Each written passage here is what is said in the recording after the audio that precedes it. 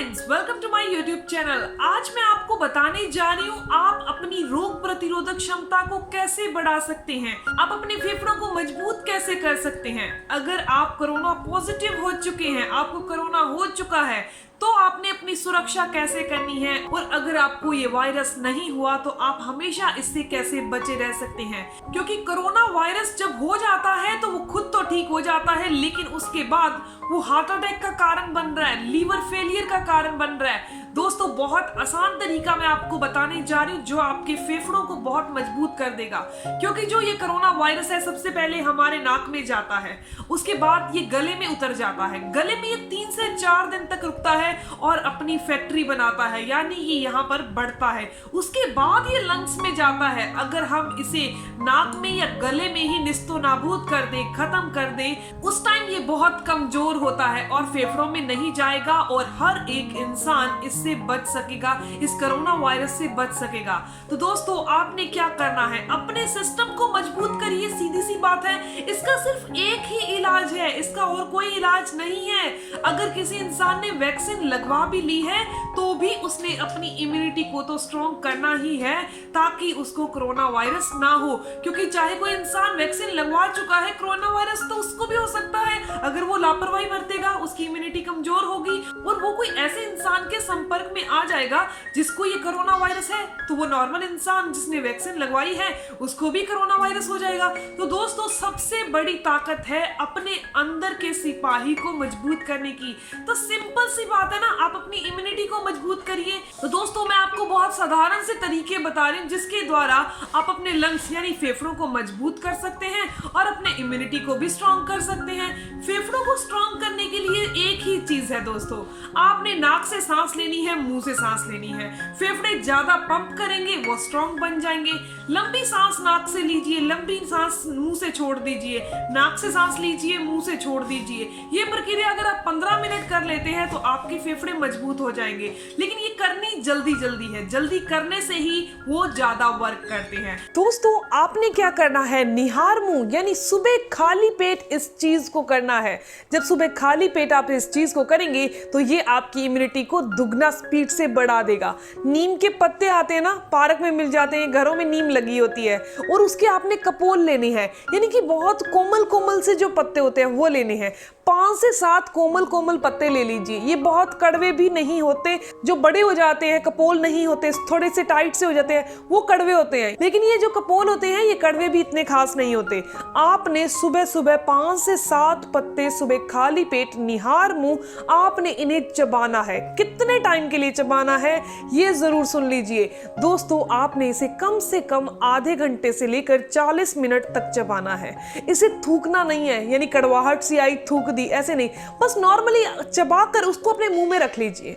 जैसे किसी टॉफी को आप लेते हैं, टॉफी को चबा लिया जाए और उसे अपने मुंह में रख लिया जाए, मुंह को नहीं हिलाना आपने, तो थूक भी नहीं बनेगी, ना तो आपको अंदर निगलना पड़ेगा ना बाहर थूकना पड़ेगा। दोस्तों, इस तरीके से आपने करना है नीम के पत्तों का इस्तेमाल। ऐसा करने से इम्यूनिटी पावर बढ़ती है। दोस्तों, अब मैं आपको दूसरा तरीका भी बता रही हूँ। आप क्या करिए, आधा चम्मच हल्दी ले लीजिए। हल्दी आपने ओरिजिनल लेनी है और इसे मुंह में रख लीजिए। दोस्तों, इसे आपने कितने टाइम तक रखना है, तो आपने 30 मिनट से लेकर 40 मिनट तक रखना है इसे भी मुंह में, और मुंह को हिलाना नहीं है, पानी नहीं पीना, यानी कि जस्ट वो मुंह में रहे, ना तो आपको अंदर निगलने की जरूरत पड़े ना बाहर थूकने की जरूरत पड़े।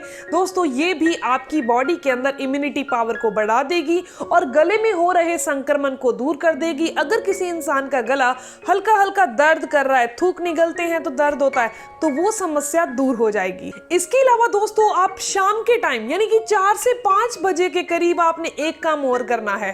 दोस्तों, आप क्या करिए, आधा चम्मच आंवला पाउडर ले लीजिए।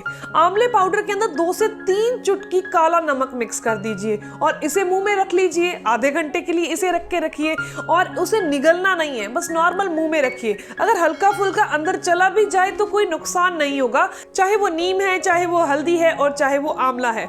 अगर आंवला आपको हरा मिल सके तो हरा यूज कर लीजिए, नहीं तो आंवले का पाउडर ले सकते हैं, लेकिन यहाँ आंवले का जूस काम नहीं करेगा। दोस्तों अब मैं आपको एक काढ़ा बनाना बता रही हूँ। वो काढ़ा आपने रात को सोते टाइम रोजाना जरूर पीना है। ये इतनी तेजी से काम करेगा, मेहनत तो आपकी होगी, लेकिन ये इम्यूनिटी को बढ़ाने के लिए एक जादू की तरह काम करता है।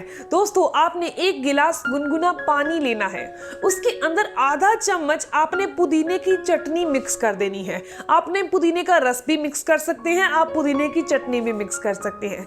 इस गुनगुने पानी के अंदर दूसरी चीज जो मिक्स करनी है वो है दोस्तों आधा चम्मच हल्दी। इसके अंदर करक्यूमिन होता है, वो गले के इन्फेक्शन को दूर करने का काम करता है।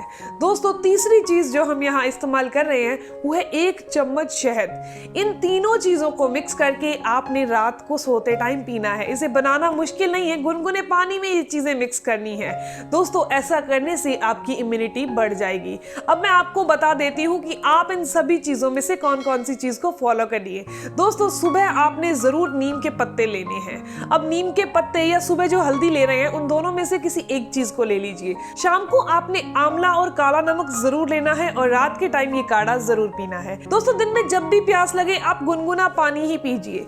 इतना नहीं है कि गरम गरम पानी जो आपके गले में इन्फेक्शन पैदा कर दे, इतना गरम नहीं पीना, क्योंकि फिलहाल गर्मियां चल रही हैं, वो आपकी प्यास को बुझाएगा नहीं और आपको बार बार प्यास लगेगी अगर आप गरम गरम पानी पीते रहेंगे। दोस्तों गुनगुना पानी पीजिए, हल्का सा गुनगुना, ताकि आपका गला भी साफ होता रहे और आपको किसी टाइप की कोई समस्या भी नहीं आए, क्योंकि ज्यादा गर्म पानी पीने से डायरिया की समस्या हो जाती है। तो दोस्तों इस तरीके से आप अपने अंदर को स्ट्रॉन्ग कर सकते हैं और कोई कोरोना वायरस आपको नहीं नुकसान पहुंचा सकता जब तक आपकी इम्यूनिटी स्ट्रॉन्ग है, अगर आप मजबूत हैं। इसके अलावा दोस्तों कुछ चीजों का ध्यान आपने जरूर रखना है। आपने अपनी इम्यूनिटी को स्ट्रॉन्ग करने के साथ साथ अपने फेफड़ों को मजबूत करने के साथ साथ इस चीज का ध्यान रखना है कि सोशल डिस्टेंसिंग बनाकर ही रखनी है, मास्क पहनकर ही रखना है। हल्का फुल्का जुकाम फील हो रहा है तो आपने डिले नहीं करना, बल्कि उसी टाइम उसका इलाज करना है। तो दोस्तों ये जानकारी यहीं तक थी। अगर आपको ये जानकारी अच्छी लगी तो इस वीडियो को जरूर लाइक कीजिएगा,